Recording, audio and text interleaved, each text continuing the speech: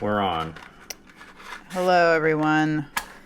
Ben said I should bring more energy. So, hello, everyone. You're listening to the Fight for Together podcast. Dude, I just tried lighting my cigar and I didn't even cut it yet. I was all discombobulated by... Cigar fail. By my energy? By your energy. The cigar is so big it doesn't even fit over this guy. I know, these are... Man, in a way, we should not be smoking cigars this big right now. But I feel like you guys can handle it. I think these are 60 millimeter nub Connecticut's. Just because we won't finish them? Yeah, and it's like, it's almost 11 o'clock at night.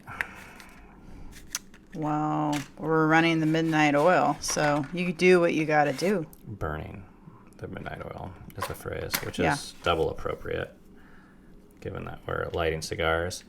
That's true. Please hold. Welcome to episode 37 of the podcast. Hang on. Ben did a lot of research for this podcast, and I said, I feel like we should be getting paid for this. You know, I'm doing it just out of the kindness of my heart. You know what kind of sucks, though? Actually, like, half the research I did, I don't even think we're going to be using for a podcast because I don't think it was a good enough idea. But that's okay. We have an episode for you today that I'm excited about. Where do we start? A lot of stuff here. We got some news. We got some phone calls. We got some chair. Let's start off with the chair contributions. I'm excited about this. Okay, so basically, this is the story for those of you guys that are new around here. We have this ghetto podcast setup. If you're watching a video, you see this is our basement. This is an IKEA counter that I cut to build a table with that we've had for close to 15 years. I bought this $100 mixing board that I don't really know how to use, but somehow it works. We have these microphones, which I think produce good sound, but I don't really know how to use anything. And then we have these like lame-ass wooden stools that I just like found around the house. I think they were your parents. Is that where they came from? Yeah, I think so. Let me show you one. Here, I'm just going to get up here for a second and show you guys this thing. You can see this. I mean, it's high quality. It's 1, 2, 3, 4, 12, 13 pieces of wood. Very simple. It looks like a wooden pizza that I just placed my ass on for approximately an hour and a half once a week. But at the end of every episode, when I get up, it hurts. For me, it mostly hurts my feet. I feel like all the blood is like rushing down and like. Your feet, wow. I didn't Yeah. know that. And my idea right now is not to try and monetize these podcasts at all for the first 100 episodes for numerous reasons. Part of it's to be a nice guy, but who are we kidding? That's not the real reason. The real reason is I think it's actually distracting to be thinking about making money and just trying to like make stuff we care about and cover topics that we think are important. So there is that. The second is I think a lot of people, they start a business and they're like, I should be getting paid. When really, I didn't go to school for how to podcast, which makes sense because there's no podcasting school. But the second best thing is to do a podcasting apprenticeship or at least get good enough at it so that you have a product that's like worth paying for. And, you know, I think I see a lot of people that are like, hey, I'm giving you my voice. Isn't that enough? Like, you should pay me. And that's nice, but I kind of expect that we have to learn this skill and this talent before we start really selling it as a product, or at least asking for money or contributions from people. Like, we got to put in our sweat equity first before we ask you to put in yours. You know, like, we're not just gonna be like, hey guys, we got this idea, give us money. basically, which is, I think, what happens when you haven't put the work in. So I want to put our work in. And then we're going to figure out how to monetize this somehow. I don't know how. People ask for, get sponsors and, like advertising. I hate that. We might end up doing that. There's this Patreon model. We'll see. We'll cross that bridge when we get there. But anyways, in the back of my head, I'm thinking we'll do that after 100 episodes. And we're at episode 37.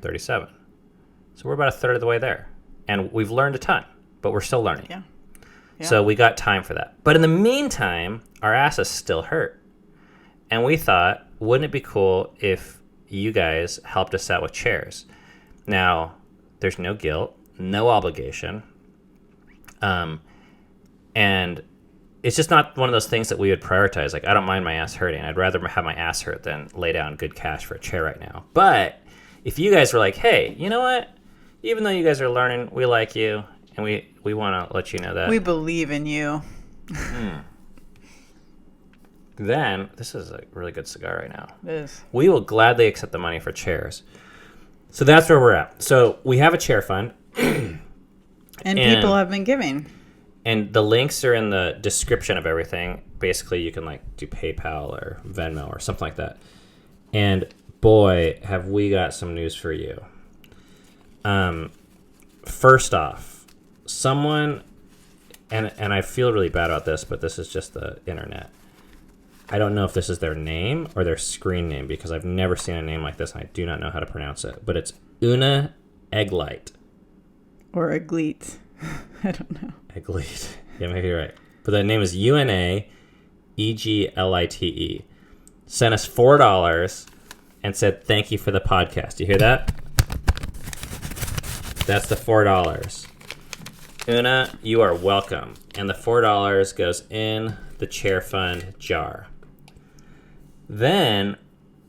Can we have a clap? What's the clap? Yes, good call. Let's find that.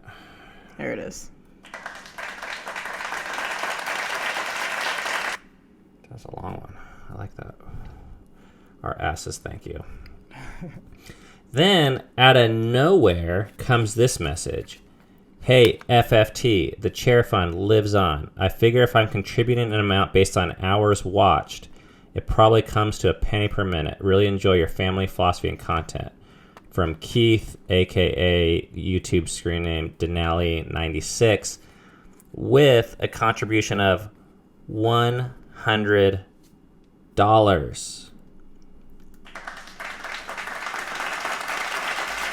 Wow. Putting that in the jar. Money goes in the jar. Thank you guys so much for those that contributed in the past and for you too. Mm-hmm. Keith and Una this week, really appreciate it. Thank you so much.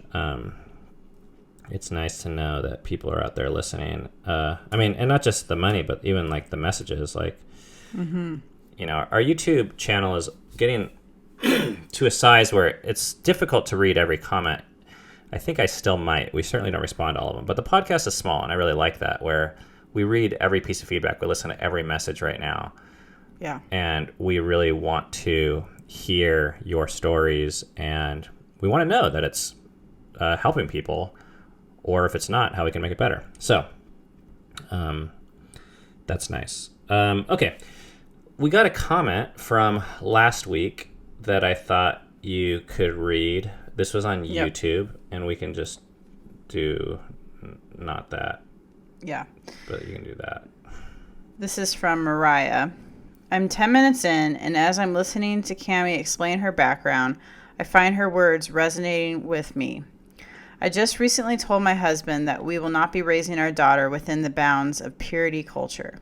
I don't think parents of my generation that had resources like I Kiss Dating Goodbye and Christian fiction that romanticize purity before marriage and sex after marriage realize how damaging it has been. I still have a hard time being sexual within the bounds of marriage. I grew up feeling shameful about my body. I knew my hips, butt, and thighs in particular was the most sensual parts of my body, and I felt it was important to hide that part of me in fear of causing my brethren to stumble.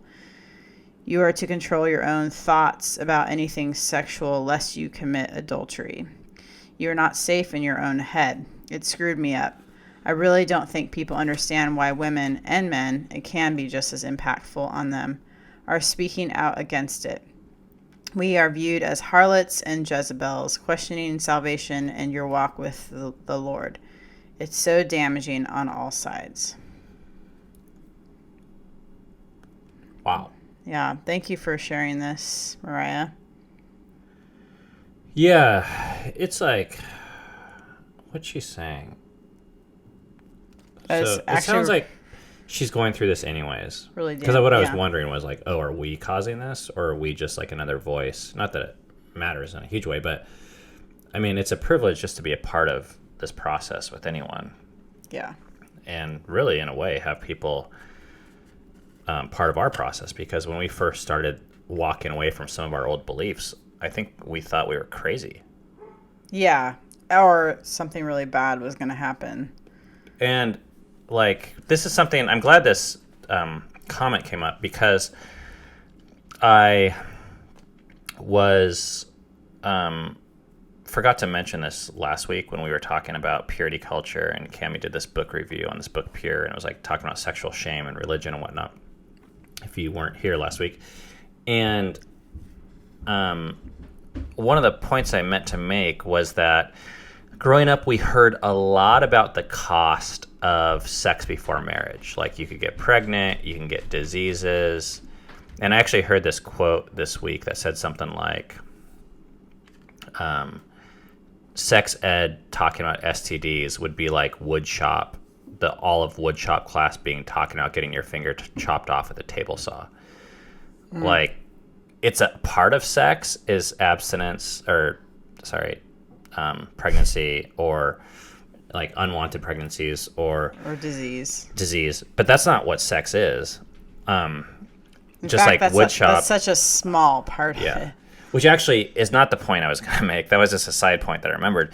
But the point I was going to make was that we spent so much time talking about the negative aspects that no one ever realized what the negative aspects of using shame to manipulate people to stay away from those negative aspects were.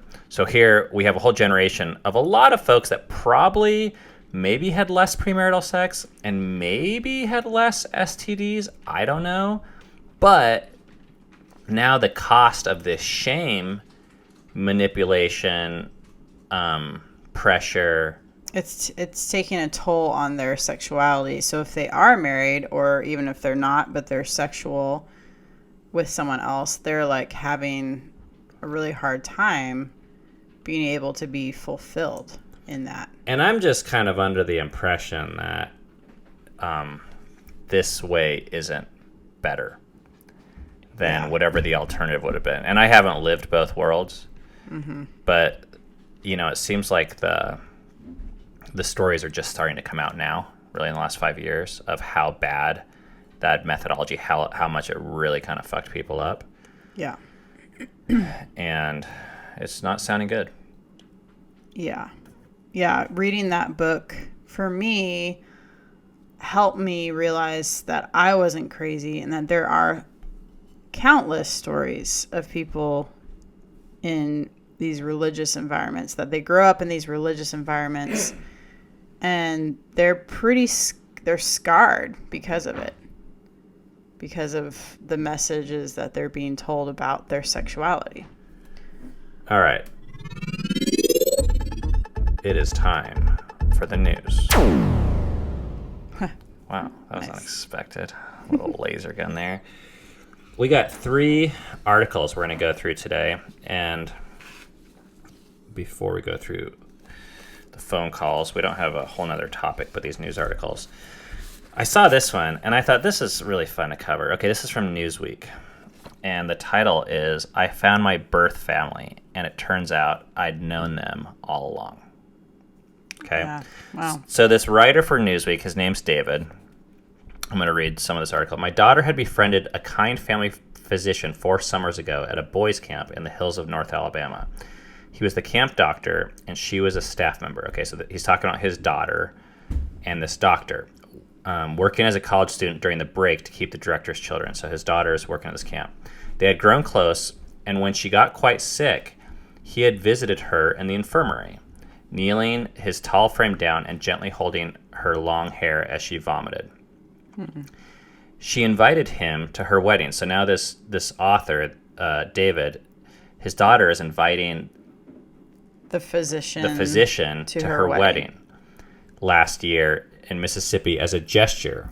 He surprised us and came as a gesture, driving 5 hours from Louisiana with his wife and 6 children along. Walking my daughter down the aisle that wedding day, I saw the doctor and his family filling half a pew in the church, all smiling broadly. So this physician drives 5 hours to show up to this wedding of this girl. And then it turns out that David and this physician are half brothers. Oh my gosh. So it was actually like he was going to his own family's wedding. So it was her uncle. It was her half uncle that was taking care of her. Yes. Oh. So, I mean, and it gets kind of crazy because David, the author, the dad, had, for 29 years, he had been searching for his birth father and family. And they found out later that for 2 decades, their kind of lives had been run in parallel with familiar friends and interests, and they had no idea. And the reason why he had looked for his birth father was because the dad that adopted him, whatever that's called, dad, I guess, said, like, DNA is really important, and you're a really unique guy, and no matter how we raise you, like, your DNA is going to make you a certain way. So if you want to understand who you really are, like, Find your family. Find out about your biology at least. Yeah. And that'll give you some of the biggest clues, because our parenting only goes so far. Wow, that's very insightful of the dad. So, anyways, when he finally took this DNA test and it came out that this name, like Ruthie Lindsay, came up, and it didn't have a picture or anything, and it just gave this name. And his daughter's like there and says, I follow that girl on Instagram. That is like a relative of theirs. And then, like, to make matters worse, I follow these people on Instagram too. I don't fully get it. It's this Jedediah Jenkins character, and I just know I'm looking at this article, and I follow these people. Really? Yeah, or at least I did.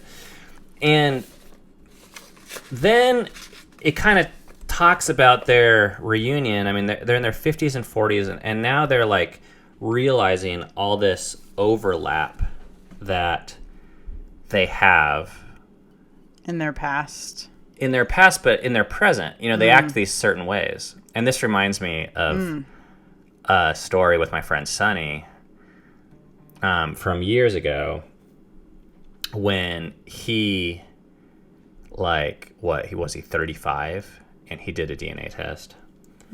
And he was told that his dad was a doctor. Like, he was the product of a one-night stand. And his mom was this kind of, like, poor Mexican lady in LA that had slept with a rich doctor one night. And then it was like, peace out. Yeah. And then she got pregnant. That was a story he was told. Right. So track a dude down from one night in LA 35 years ago, not going to happen. Right. So, but he took this DNA test, comes back that there's this guy in LA. He was in LA, and he was actually a rich lawyer, not a doctor. But after getting this guy to take a DNA test, which seems like a miracle, so he basically, Sonny calls up who is his potential dad and says, hey, by the way, I think I might be your son. Which, imagine that phone call. I mean, imagine meet a kid of yours that's 35 years old that you didn't even know you had. Because, you know, you have sex with a girl and then you walk away and you never think twice about it. I guess. Is that how that goes? For a lot of people. And I think his dad had a incredible response because he agreed to take the test. So they meet on this Thanksgiving, And then they show up, and Sonny and his dad are wearing the same jacket. And a half-brother shows up, and Sonny and his half-brother are wearing the same pair of shoes. First time they've ever met in their life. Yeah, it's crazy. So DNA is powerful. It is. I guess. I guess. I mean, I know that there's people that aren't. I think non-DNA is powerful too, like adopting kids. Yeah. Like, Right. you know, but that doesn't erase the fact that there's something to this whole DNA thing. Yeah. All right. Anything else you want to say about that? Fun little heartwarming story, I thought. Nope. Let's move on. Okay, cool. this is going to get dark. Oh, So we're taking a turn. taking a turn. Do we have a sound effect for that? We can find one. There's this. What does this do? That's kind of weird. A little sci-fi. I like that one. That's kind of dark. Okay. This headline. This is from. Where is this from? I don't even know anymore. Tell you the truth. Oh, I had it on this website. Not that. We'll post links to all these below. But this is from the Daily Mail. Oh, this is dark. I know what this is about. Yeah. Headline. Oh, this is kind of sad, I think. Yeah. Okay, anyways, let's get into it. Yeah. Do you want to say anything else? Let's see what other feeling do I have? No. Okay. The MLK tapes. Secret FBI recordings accused Martin Luther King Jr. of watching and laughing as a pastor raped a woman, having 40 extramarital affairs, and they are under lock in a U.S. archive. Wait, Claims MLK author. having 40, not the pastor Extramarital that affairs. raped. Okay. Yeah. So he didn't rape someone, but he observed this rape, supposedly. And he had 40 affairs. Observed it like a video? No. Oh, in real life. He was like there, kind of like cheering the dude on. Oh, I didn't know about that. So, and supposedly fathered a child outside of what was known. So this is from this article. The civil rights hero was also heard allegedly joking. He was the founder of the International Association for the Advancement of Pussy Eaters on an agency recording that was obtained by bugging his room. According to the sensational claims made by biographer David Garrow, a Pulitzer Prize-winning author and biographer of MLK. So basically, I think it's the CIA or FBI, I'm not sure who it is, like tapped all these hotel rooms, like with this whole like Hoover anti-communist stuff. It's kind of crazy. So they had like all these... Like all hotel rooms. No, like ones for people that they were like tracking. And he was under suspicion for being a communist. Oh. For whatever reason. Okay. This is back when it was like witch hunt for communism. Oh, okay. So along with many U.S. civil figures, King was subject to an FBI campaign of surveillance ordered by J. Edgar Hoover in an effort to undermine his power amid fears he could have links to the Communist Party. The FBI surveillance tapes detailing his indiscretions are being held in a vault at the U.S. National Archives and are not due for release until 2027. But David Garrow, a biographer of King who won a Pulitzer Prize for his 1987 book Bearing the Cross about the Baptist minister, has unearthed the FBI summaries of the various incidents. Wait, how did he do that if they were supposed to be under lock and key? I don't know. The tapes are under lock and key, I think, but the summaries that the FBI wrote about them, maybe those are more available. Okay. King's philandering has long been suspected. However, Garrow, who spent several months digging through the archive material, said he had no idea of the scale or the ugliness of it and his apparent indifference to rape until he saw the files. So then, and then there was like all this stuff where like basically, who was it? I forget already. FBI, CIA, one of those things. They were like blackmailing King when he was alive and saying like you should commit suicide because Otherwise, of what we we're know. gonna. Oh, dang, that's. Which evidently never came to fruition, but. But So, we don't know if it would have because he got murdered, or yeah. Yeah. Who knows? So to just further make this story slightly more interesting, Marking the anniversary of Dr. King's assassination last year, President Donald Trump issued a proclamation in honor of Dr. King, saying, "In remembrance of his profound and inspirational virtues, we look to do as Dr. King did while this world was privileged enough to have him still." So basically, like, oh man, you know what I meant to do? Dang it. Can you talk about this while I find this thing? Because this was posted by a Facebook friend of mine, and I really want to pull up his commentary on this because that was what I found the most fascinating about this whole topic. So, Cammie, your feedback, please. Okay, my feedback. Well, I think it definitely is interesting to hear this because I know I revered the guy. I mean, he did do some incredible things, but it goes to show you that everyone has their dark or shadow side of stuff.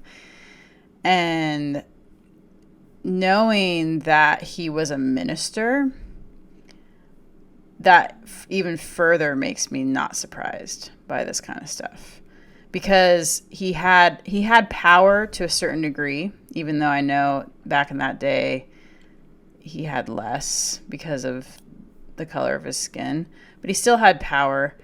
And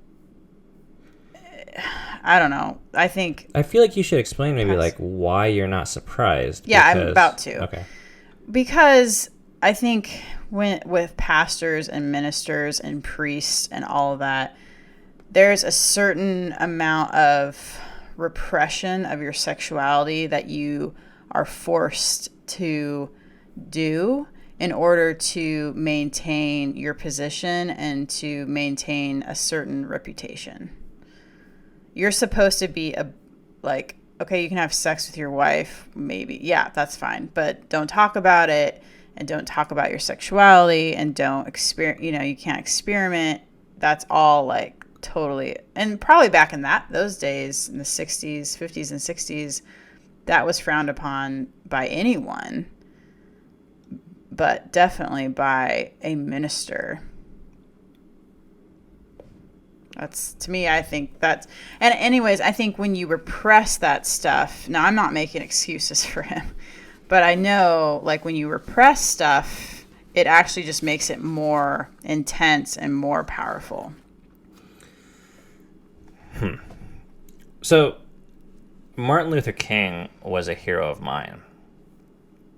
I mean, I've been really fascinated by specifically his civil disobedience and his kind of like, he had this very strong, like he was influenced by Thoreau, who wrote the essay Civil Disobedience, which is based loosely on some of Jesus' Turn the Other Cheek, Sermon on the Mount stuff, which isn't so much absorbing pain. I think it is like a playbook for social change. I mean, maybe it's both, but this essay by Thoreau became the basis for some of Martin Luther King and Gandhi's like actions. And super smart guys, super like, I don't know what to call it. I mean, like cutting edge would be like an understatement, in that, you know, they knew you couldn't just fight fire with fire. Like you had to actually expose the evil of inequality and slavery for what it was. And in order to do that, you couldn't just, be a jerk back. You had to kind of like, I don't know. Well, I think the turning the other cheek mentality is showing another way to be able to get change. Instead of violence, which is the common way, you show another way. Yeah. So now in this kind of like cancel culture Me Too movement, where you have, you have Weinstein, you have Louis C.K., you have, probably literally hundreds of names of, let's just say predominantly white dudes, but it's not, because you have Bill Cosby and Michael Jackson all these people where their sexual, kind of more a fuller picture of the story has come out. And I'm just going to assume these stories are true. In a way, I don't really care if they are or not. And I'll explain why. Because, so I'm not going to like get into like debating or finding out the true sources or whatever. But let's assume it's true for the sake of this discussion. At least some of the things. And so you have these people that are now saying, basically, let's take Louis C.K. as an example, who's one of my favorite comedians. Funny as hell.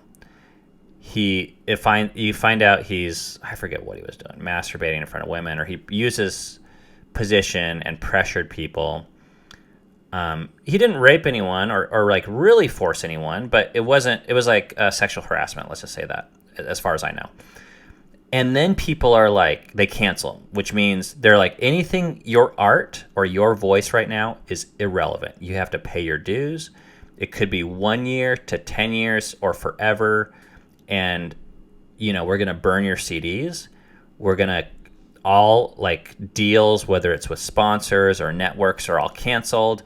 And all of society is kind of endorsing this movement, this way of saying, it's almost like because what you did was wrong, everything else you do is no longer valid. And now you have MLK, who, I mean, let's talk about what that would look like in today's culture. First of all, every city in America has a street named Martin Luther King. I mean, has the only non-presidential monument in DC that's dedicated to a person. I mean, I'm just making shit up. I don't actually know that, but it seems true to me because you have like Lincoln, Jefferson, Washington, and then you have this whole Martin Luther King memorial that we've seen. I read here. Look, it says the "I Have a Dream" speech would be among several to be featured on the back of the American banknotes from 2020. So there's going to be, I think there's going to, the speech or parts of his speech that he wrote are going to be on which actually the $20 bill. A woman wrote it and gave it to him, but oh, good to know.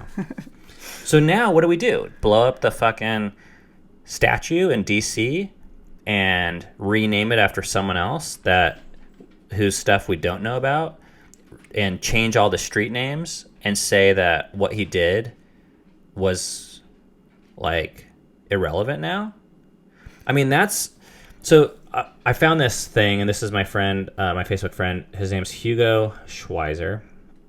He's in LA, and he posted this article, and that's where I found it, and it was May 27th. But okay, so his fourth point says, if the long-whispered truths about MLK are accepted, this might be the long-awaited moment for a reassessment of cancel culture. The statues surely can't come down. The holiday can't be renamed. Oh, I forgot to mention that holiday. Mm-hmm. If we can start to accept the Karasuro, I don't know what that means. I don't know what that means either, of human nature in ourselves and in our heroes, naming the wrong and embracing the good at the same time, it will be good for all of us. As Thomas Merton, the monk himself, touched by sexual complexity, liked to say, God writes straight with crooked lines. Mm-hmm. So basically what Hugo is saying is, maybe this will be the moment when society says, oh, okay, we actually can't cancel people because Martin Luther King, just like every human being on the planet, and you said this in passing, but I think it is really the whole point that I want to talk about, which I think is actually pretty controversial. Every single human is mixed. Yes. And I think it's a problem when you put a human on a pedestal or when you demonize a human. So either extreme, you're going to, I think with either extreme, you're dehumanizing them. It's interesting. Yeah.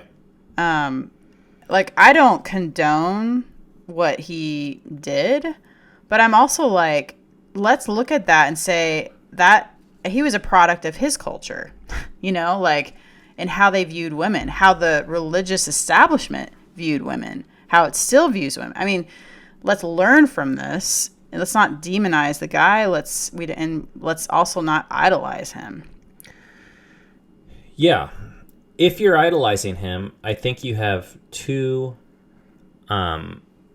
possible reactions from this. One is to be shocked and to be like, holy crap, how could this happen? And you almost have to rethink everything. You have to rethink him. You have to rethink what he stood for, his significance, and you have to get your tattoo covered up of his face on your arm. If your appreciation of him was based upon this kind of like archetypal or comic book perspective, caricature perspective, that he was this perfect, godly, moral guy, period. Or your second response is to be in denial of that, which is what I saw happen with a lot of the Michael Jackson stuff. People love him so much that the idea of him molesting little kids, people are not willing to face. So they're just not even listening. I mean, the facts are like overwhelming at this point. Yeah. So what you're proposing is if we have more of a well-rounded perspective of humanity, and I think ourselves, Yeah. which is really the most difficult, but probably I think also the best benefit, and to say, hey, every person is mixed. And you and I, have some really awesome traits that shine, maybe on this podcast or on the vlog or with our friends and family or whoever. But there's other sides of us that are just like everyone else. And I don't know, like, that's every human. Yeah. Every human. And I think And the bad doesn't cancel the good. Yeah. And the good doesn't cancel the bad. well, I think when you face, I like to call it the shadow side. And I think I've heard Richard Rohr reference it. When you face your own shadow side, you can then see it in other people and you're not shocked by it. You're like, oh yeah, there it is. Of course it's there. I mean, I wasn't shocked by his because I think 10 years ago I would have been, for sure. I wasn't shocked by it, but I was like, it was just another reminder of like, oh yeah. He was a human. I felt like this with Lance Armstrong. I felt like this with half the megachurch pastors in America, where it's this fascinating thing that happens because we as a culture build people up to be heroes. Lance Armstrong was like fucking Hercules. We want heroes and we want scapegoats. Yeah, we put him on our t-shirts and we wear his little yellow bands and we put him on our tennis shoes.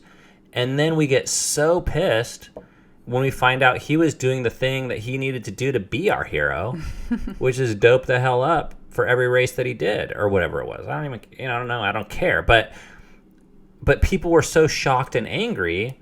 And I'm like, we made him that, like he never was that person that we thought he was. So if we're shocked, I think we could blame him. We could sit around and be like, Lance Armstrong is such a da-da-da, which, you know what, is probably true also. Like, I don't want to justify what they're doing, but if you are shocked, you were living in some sort of denial or, you were covering your eyes from reality also. And I guess how many times does this have to happen before we're not shocked anymore? Well, yeah. I think you're always going to be shocked if you haven't seen your own side of shadowness. So unfortunately, because of what you just said, I actually completely disagree with Hugo. Not that he is coming out strong and saying that now cancel culture is going to be reassessed. I don't think it's going to be reassessed. I think this MLK thing is either going to be swept under the rug and people are going to be like, well, he's dead, which is kind of like what happened in the Michael Jackson thing. I'm still shocked how little press and attention that has gotten in popular media.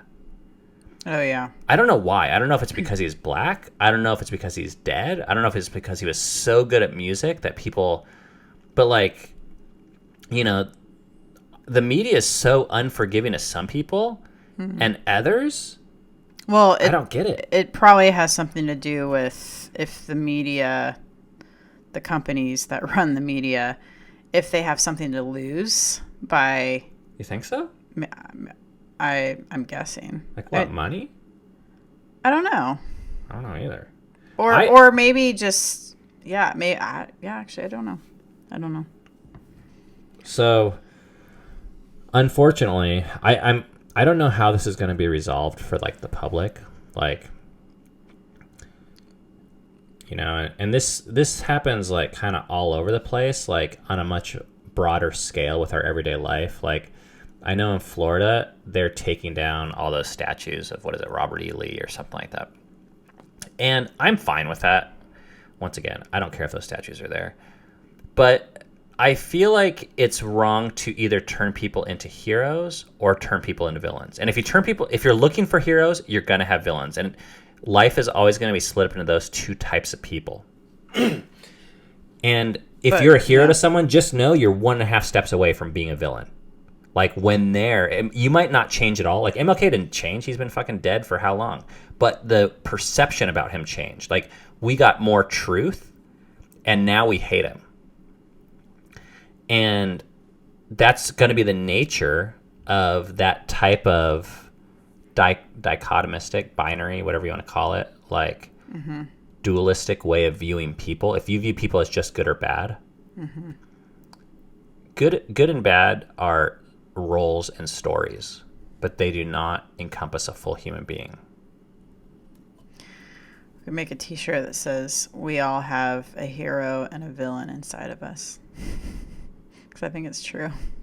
Would you wear that? No. Me neither. But, okay, maybe not a t-shirt. But I think that's true. Yes. Yeah. Maybe a mug. We'll make a podcast and say that. How's that? Would you drink out of that mug? I don't know. Maybe. Yeah, I'd probably drink out of a mug. All right. That's less. I don't have to wear it around. All right. Well, let's still work on better ideas for mugs, I think, maybe. But you know what this does for me? This doesn't really make me angry at him as much as it just makes me angry at the culture that created his indifference towards women. Like with the rape thing. The affair thing, I don't know. Like, that to me is a lot grayer. I more get it or something. But the rape thing, I'm just like, for you to laugh at that, you must not have seen that woman was just as important, just as valuable, and had just as much of a voice as the man that was raping her. And that pisses me off. Yeah, well, he's dead. No, I know. I'm just saying, but that culture is still alive today. Yeah, for sure. To compound this, to take this one step further, one thing I've seen is that oftentimes the very blind spots that we hate people for is what makes them capable to have the strengths and be the heroes that we celebrate them for being. So I don't know how this ties together, but this dude was a machine. I mean, he was working, he was meeting all over the place. People, like, this report said he was like hardly ever at home or with his wife and kids, you know.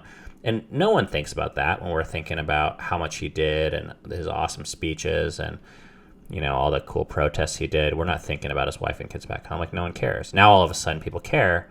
But that work ethic and that drive and that kind of like fuck the world mentality was one of the things that we liked about him.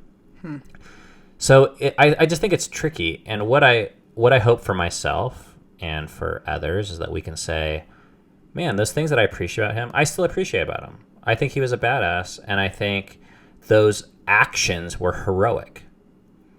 And these other actions he did were villainous. The actions were. But that doesn't make him just a hero or just a villain. And same thing with myself. You know, I have actions that I think are heroic, and I think everyone does. And we have actions that are villainous. I don't know what the word is. Like I said, we each have a hero and a villain inside of us. I totally agree with it. I don't want to wear it on a t-shirt. Okay. We'll make a sticker.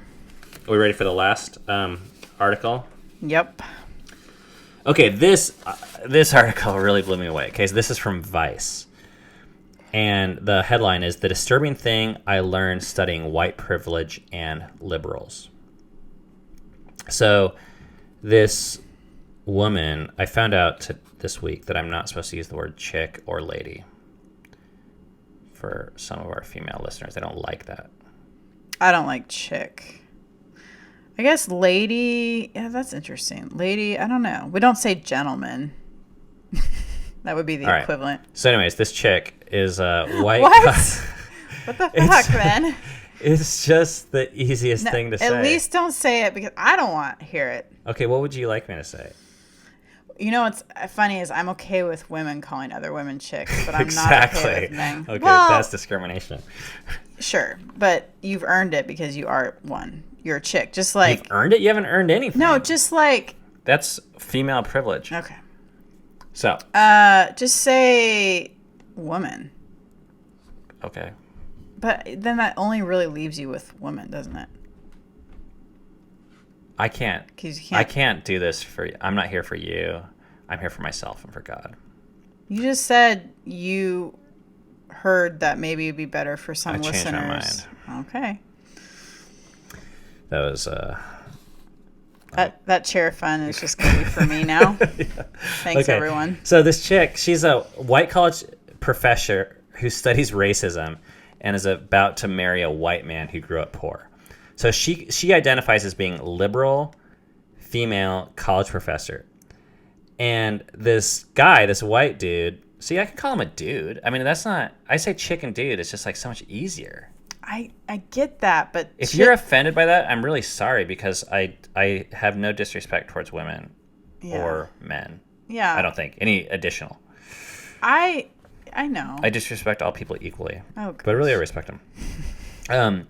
Okay, so she's writing and she says that she's going to marry this dude and she says he was poor, but I couldn't stop myself from mentioning that white male poverty wasn't exactly the worst injustice out there.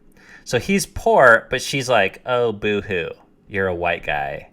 But you can do that with anyone, right? You can say... Of course you can. But the whole point of this article is saying that because you're white, it's like... No one wants to hear we're not going to cry for you. Stories. Yes, because you have it easy.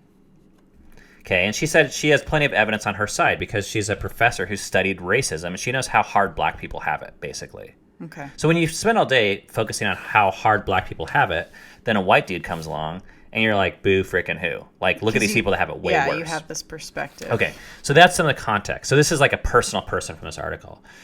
So it says recent polls suggest that liberals perceive racism to be a bigger problem than conservatives. Okay, so no big... surprise. Nothing blows your mind with that. That liberals are more concerned about racism and conservatives are like, racism what? Like, it's not a big deal. So what happened was they did this study at University of Kentucky and NYU, which is University of Kentucky, right down the road, to examine the effects of white privilege lessons on sympathy for white people. Okay, so they're trying to figure out if you believe in white privilege, which is that black people have it worse, then how does this change how you view white people, I guess? So here's the results from the study. As we expected, liberals who learned... Oh, so the way they did this, I don't even want to get into it because it's too complicated, but they did this study. It seems like it makes sense to me. But as we expected, liberals who learned about white privilege expressed more sympathy towards this random male who they named Kevin when he was described as black versus white. So they're like learning about white privilege. And they're white? Or are these predominantly white people? Yeah, I think so. Yes. Okay. 650 liberals, but people that identify as being liberal. And majority were white. So I guess it's also black people. Okay. But who it's really studying is liberals. So when dang, this is confusing. So when they found out this Kevin guy was black, they had more sympathy about him. In contrast, conservatives expressed relatively low levels of sympathy for the poor, regardless of race. So conservatives were just like, fuck them either way. Yeah, they're consistent. But the liberals were more likely to express sympathy if he was black because of, well, they all had just had this lesson on white privilege when taking this test. Mm-hmm. Okay, now this is where it gets interesting. Okay. However, what we found startling was that white privilege lessons didn't increased liberal sympathy for poor black people.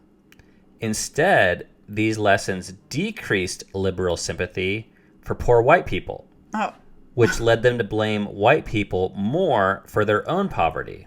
Oh, no. They seem to think that if a person is poor, despite all the privileges of being white, there must be something wrong with them. So instead of taking this lesson and saying, like black people have it hard, they kind of like almost switched it where they were like, you white people, get over yourself. And they actually had no more sympathy for the black people. Instead of just saying, okay, you poor white people have it hard, but you don't have it as hard as these poor black people, they just completely not only do they discount it, that they have it hard, the white people, the poor white people, but they say it's your damn fault. Yeah, it almost led to like a demonization of the race that had it easier. Jeez. So in a way, it's like not really more compassionate. Or it doesn't produce more compassionate people if you're only compassionate for a certain group of people. It's not true compassion. Yeah, no, it's not.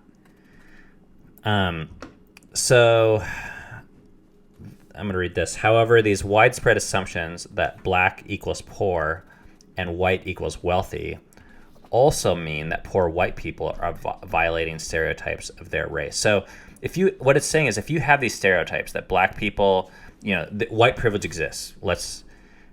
If you take that as a presupposition in life, and then you say, okay, that means black people are more likely to be poor because they're more disenfranchised. And also that white people are more likely to be rich.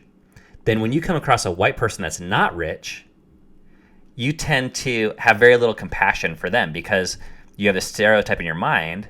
So it sounds good to have, that's what's so weird about the stereotypes about, what are we talking about? What's the term called for what this is? The privilege.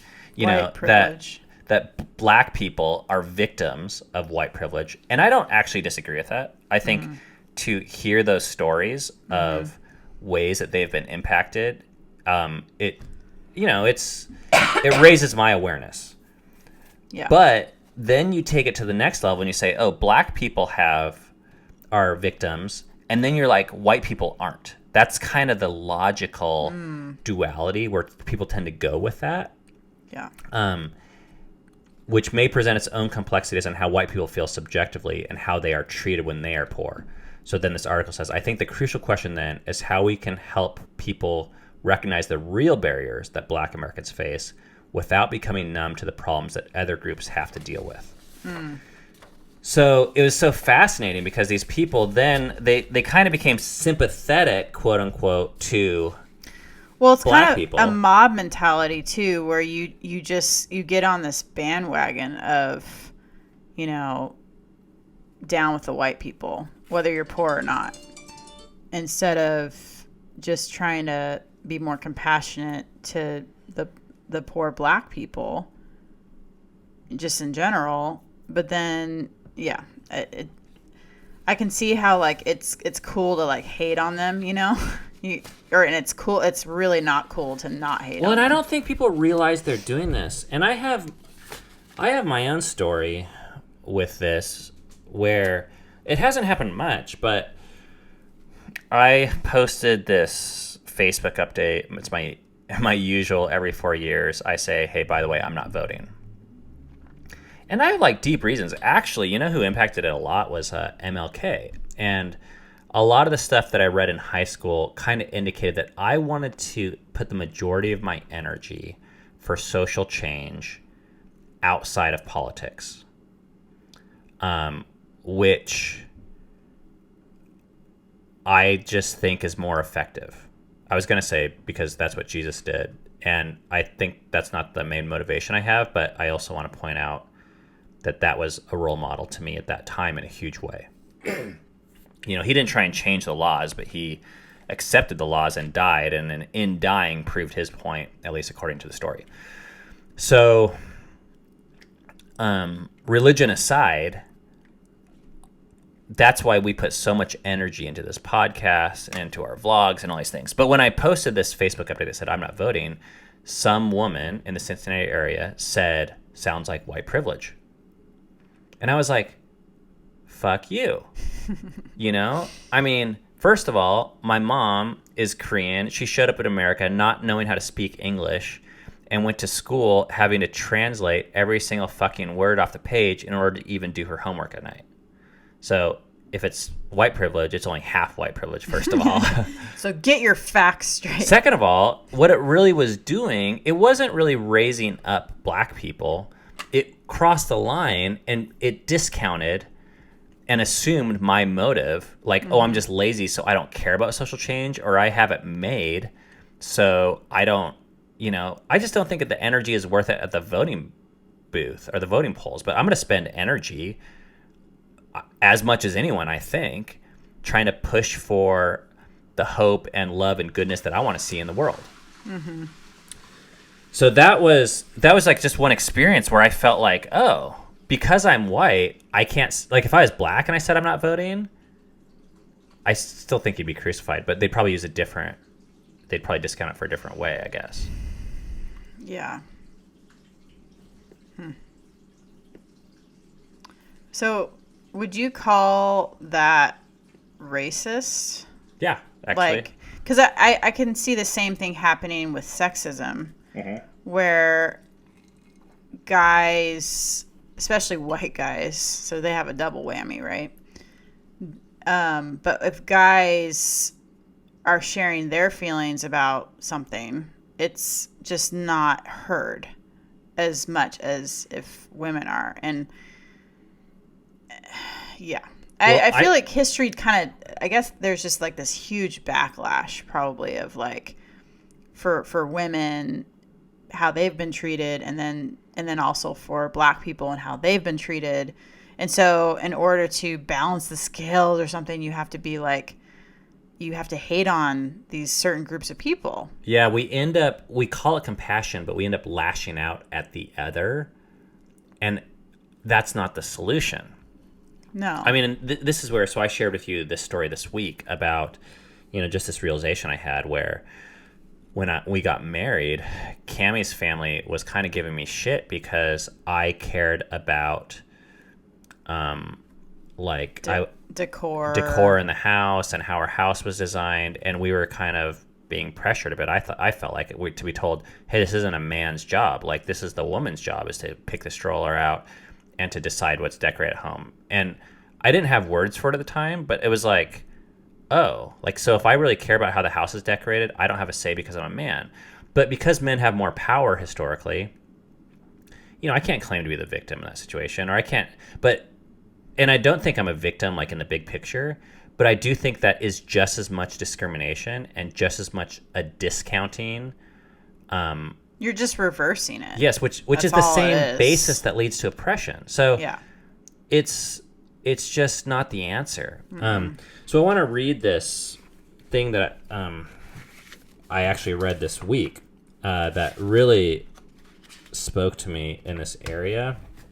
And this book is called The Divine Magician by this guy named Peter Rollins, who, let me just read the back. Widely sought after writer, lecturer, storyteller. He's like theologian, philosopher dude from Belfast. What is that, Ireland? Mm-hmm. I always get those confused. 45, 46. And I'm really liking this book, although it's freaking complicated. So I don't know if I'd recommend it yet, but his lectures have been amazing to me. Okay, so he's saying this is why the liberal strategy of opening up communities to previously scapegoated others is not in itself sufficient. So liberals now are more likely to say something like, hey, let's include gays in church, or women in this activity, or minorities in here. And he's saying to just open up communities to another layer of people is not actually sufficient. In religious terms, some churches are beginning to open up to the idea that gays and lesbians can be equal members of their community. Just as many churches eventually learn to reject explicit racism and sexism, Now they are gradually learning to overcome other systems of exclusion. But the problem is that the fundamental structure of scapegoating is not broken in the acceptance of the latest other. Yeah. If the underlying scapegoat mechanism, and the scapegoat mechanism is like blaming a whole group of people other than yourself for your problem. It's not just one person in the way he's talking about scapegoating. Because this whole book is kind of, or this whole section is actually about this whole philosophy of scapegoating. If the underlying scapegoating mechanism is not decommissioned, then new others will always arise to protect the group from its own internal conflicts. For example, people who are gay or lesbian are often being welcomed into the church as long as they seek to embrace the type of relationship configuration endorsed by the church, instead of being open to different understandings of sexual relationships that might be learned from minority communities who have existed outside the dominant system. These minorities must conform. This is similar to the idea of a church that welcomes someone who is gay as long as he remains celibate. Only now he has a second choice, monogamous marriage for life. So this is a solution. I should have skipped that whole last paragraph, but in order to destroy the scapegoat mechanism, a different strategy must be adopted. Instead of trying to create a community where there is no outsider, the real answer lies in understanding that there is a sense in which we are all outsiders. In concrete terms, this means that a community faces its own lack rather than ignoring it and thus creating a scapegoat who must carry it. So, I mean, this is like deep shit and like way beyond like something we can get into.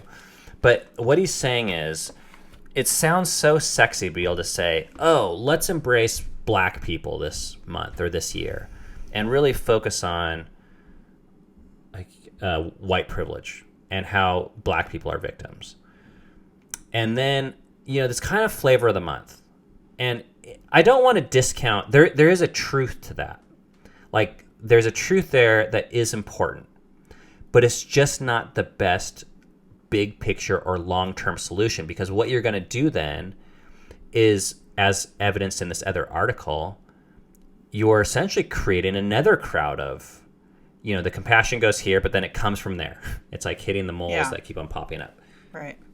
And next week, if you're trying to still find a solution to your problem, just like with what happened with Hitler and the Jews, they were like, hey, they're the problem to our problems.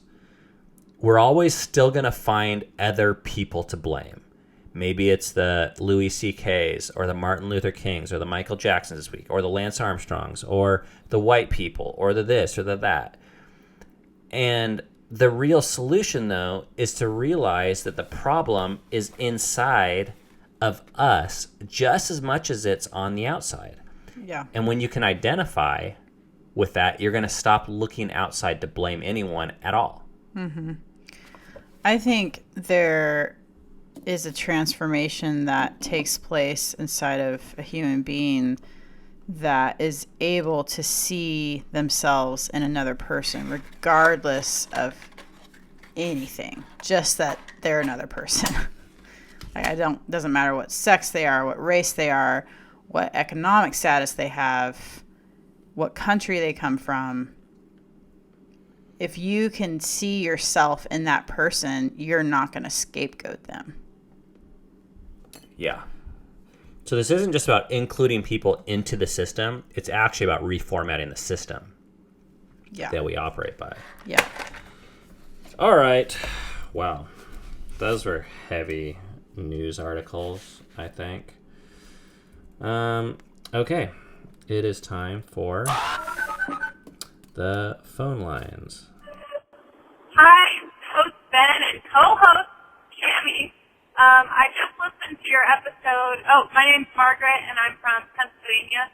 So I just listened to your episode about porn, and the shame thing hit me really hard because I grew up Catholic, or at least going to a Catholic church with my family. We're a bunch of Irish Catholics, and my area is super Christian. I live around like Lancaster, Amish County, Pennsylvania, and I was raised Catholic, so that means I'm not Catholic anymore. I would consider myself agnostic. I just don't have any religious beliefs.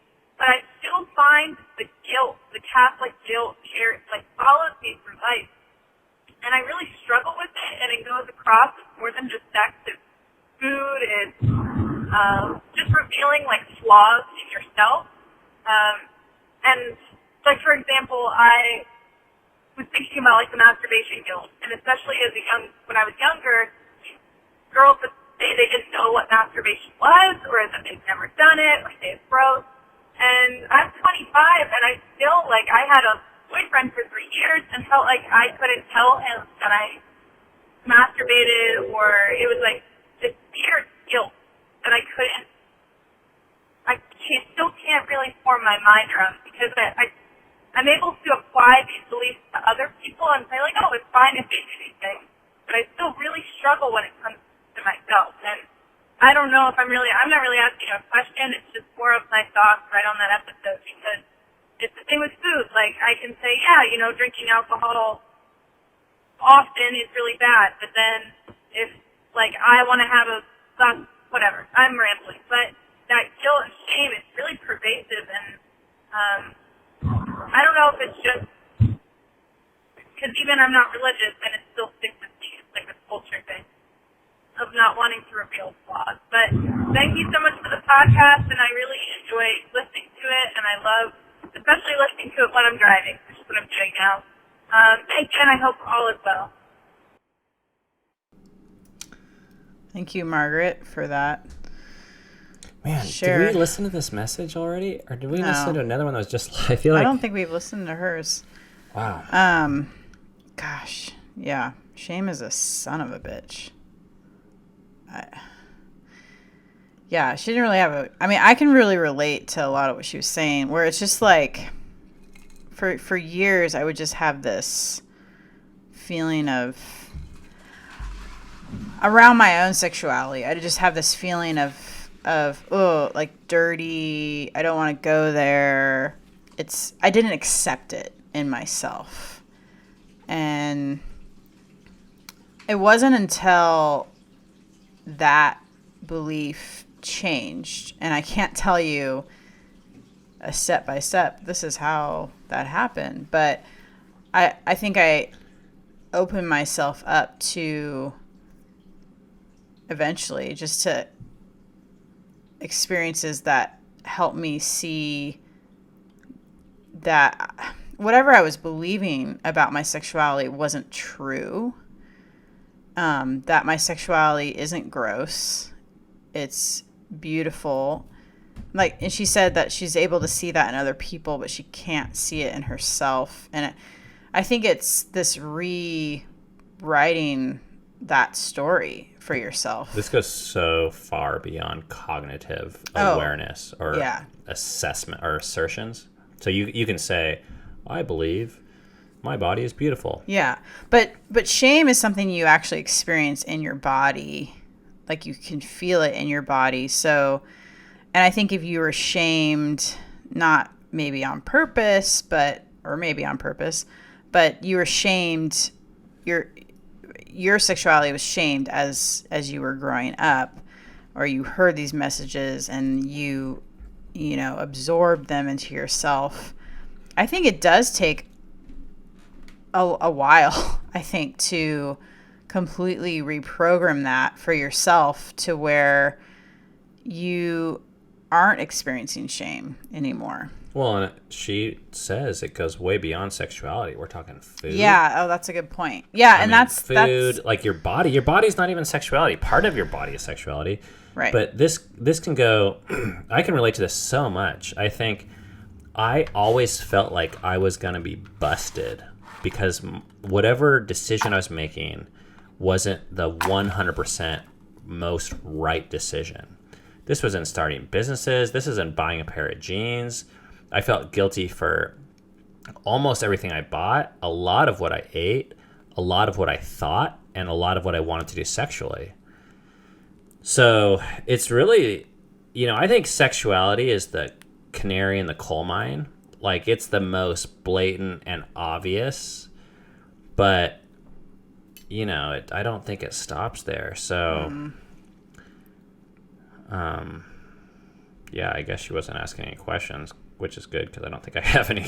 I mean, answers. I think it's a big step just recognizing it. I know this isn't going to be super helpful to hear probably, but I mean, I think, How do you know that? well, maybe because I want to give her something more, but no, I'll just reiterate without the disclaimer. I think it is a huge step to recognize shame in yourself and to say, oh, I feel shame around my sexuality. I feel shame around food or whatever it is. Because then at that point you're shining a light on it. And then at least it's like not able to hide, which I think if you're not aware of your shame, you have way less of a chance of actually shattering the shame. Hi, Ben and Tammy. This is Frank again from the North Coast. They're so like in the middle of this podcast here, and I just started with a lot of things. I mean, I love your programs, your videos, and all that kind of stuff. And I can comment on everything you say, good or bad, whatever, but I don't. Okay, but there's one thing you said today that I just can't let you get away with, at least the way I see it, when you said that humans are uniquely different or qualified or not qualified, but capable of grouping together from any other thing on this planet. You really didn't mean to say that, did you? Because first of all, animals are all about hunting in groups. Ants, if they don't work together, I don't know what does. Bees, birds. Have you ever seen them billions of birds flying through the sky and not knocking each other out? I think just about everything needs to work together. Even snakes. Unless we're dealing with talking snakes, and then that's a whole other issue. Okay, I'm going to let this go, and I won't mention what would Jesus do as far as asking for a chair. Jesus would never settle for new chairs. Okay, thanks, guys. Well, love you guys. Oh. Well, thanks for your honesty, Frank. I don't know. How would you know if Jesus I can't tell if he was joking at the end or not. I heard this and I was like, this is so funny to me. But he was so passionate that I was like, I don't even know what I said. I can imagine what I said. Yeah, I don't know either. I agree with him in that he's absolutely right. Animals, insects, other species on this planet, they do need each other and they group together, and I guess humans are unique in maybe how we do that, but we're not unique in that we do that. I don't know. Anyways. I still think there's something unique about why humans are doing what they're doing.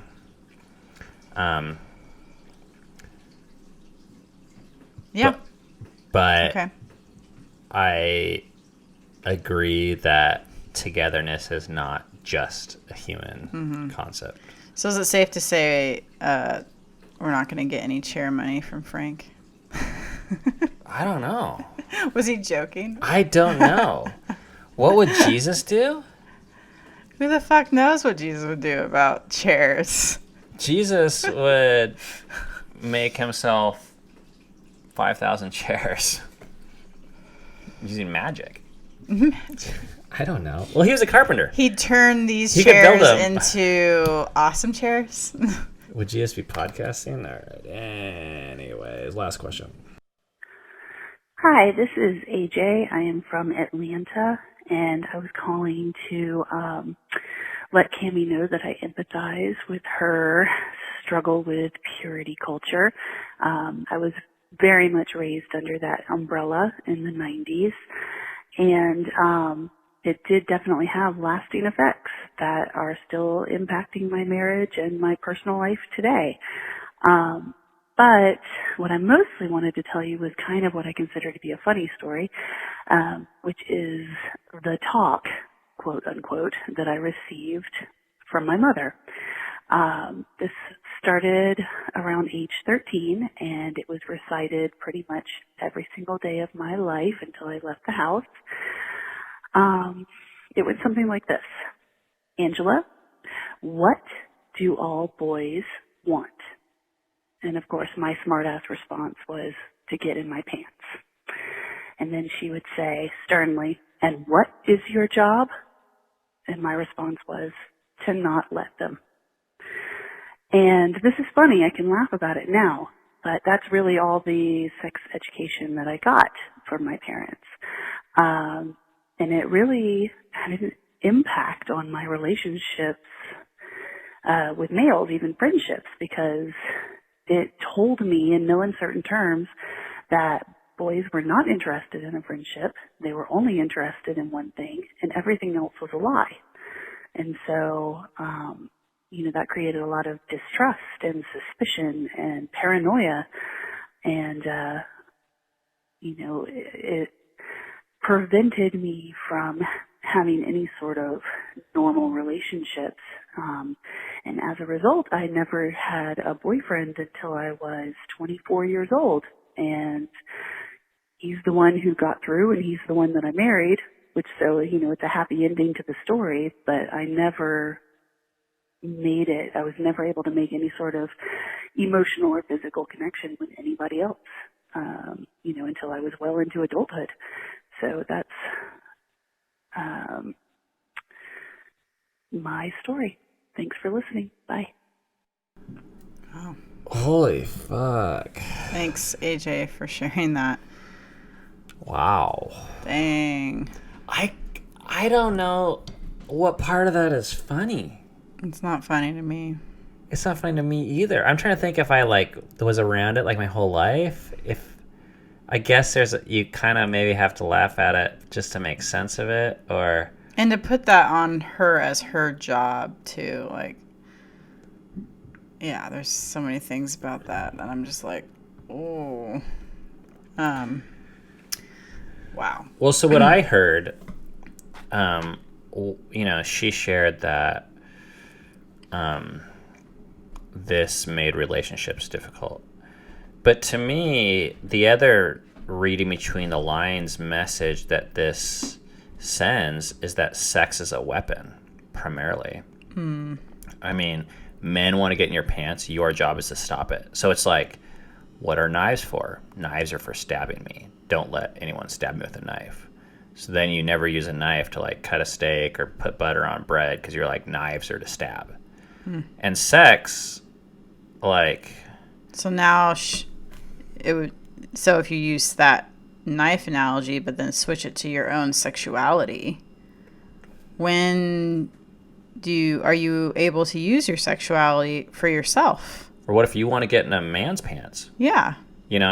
Right. Because you enjoy it or whatever. Sex is being equated to violation, which I think you're an idiot to not acknowledge the violation aspect that can be present with sex. Of course. But it seems like a shame to, limit it to that. I can imagine how difficult that would have been to, and what you worked through to even get to the point where you could have a relationship at the age of 24. Wow. That's I don't have much positive to say about that.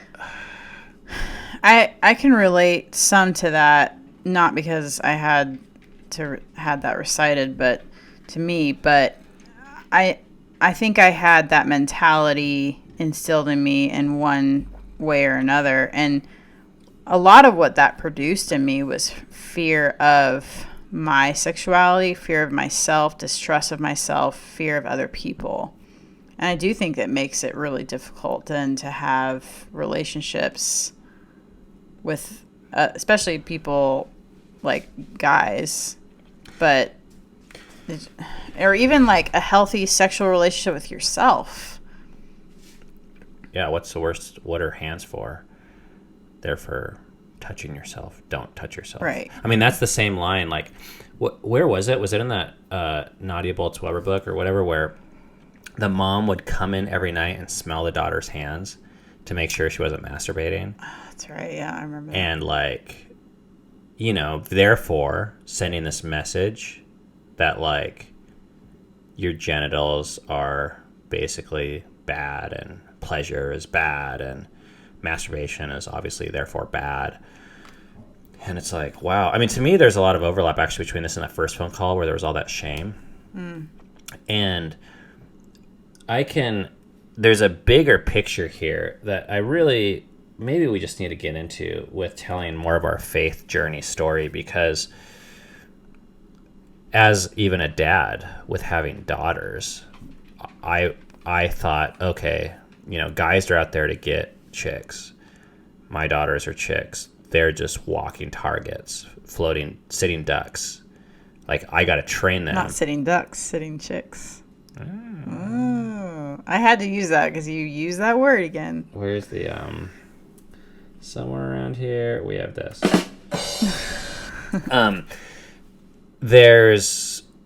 Well, basically in my head, like, because of all the shame mentality and basically screwing up was the worst thing that you could do and pissing God off, any type of sexual deviation, what we were taught was outside of God's plan, was the ultimate of pissing God off.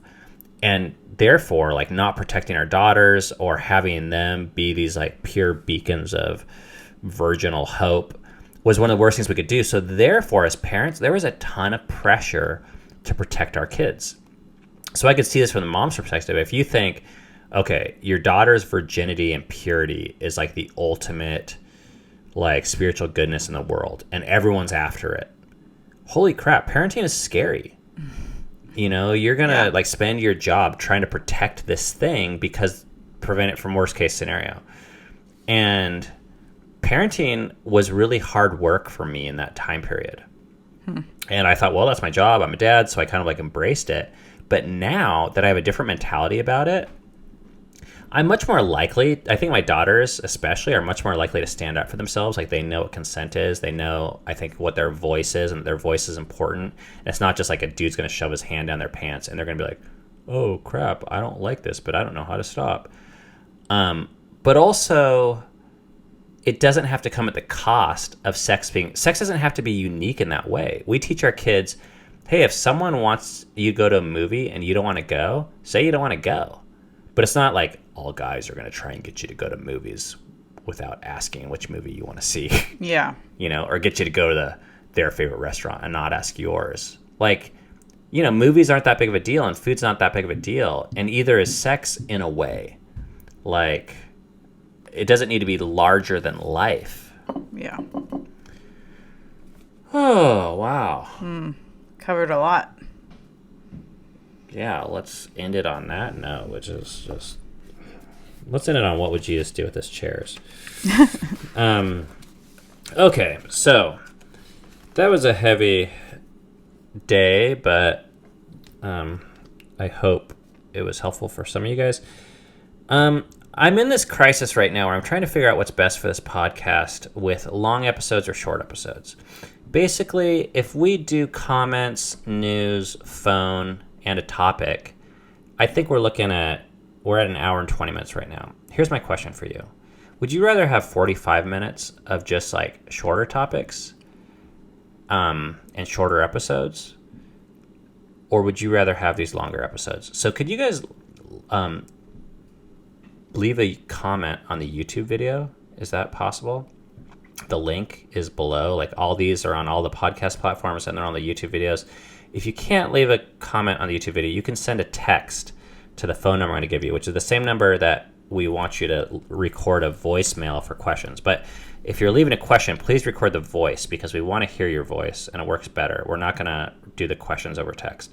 But in this one time, I will allow it where you can say longer or shorter. And I really want to hear that because I kind of want it to be shorter. And the phone number you can do that is 206-651-5744. Okay, the podcast is available on iTunes and Spotify and all the places, and YouTube if you want to watch the video. Thank you guys for supporting us through, I guess, liking or subscribing or the chair fund or leaving questions or feedback on the YouTube comments. Those are all ways you can support us if you choose to do that. We enjoyed talking through these deep things that I don't really feel like we hear talked about in many other places. So kudos to you guys for being open to at least considering some of these thoughts. We'll see you next time. Thank you for listening to Fight for Together. We'll see you next time.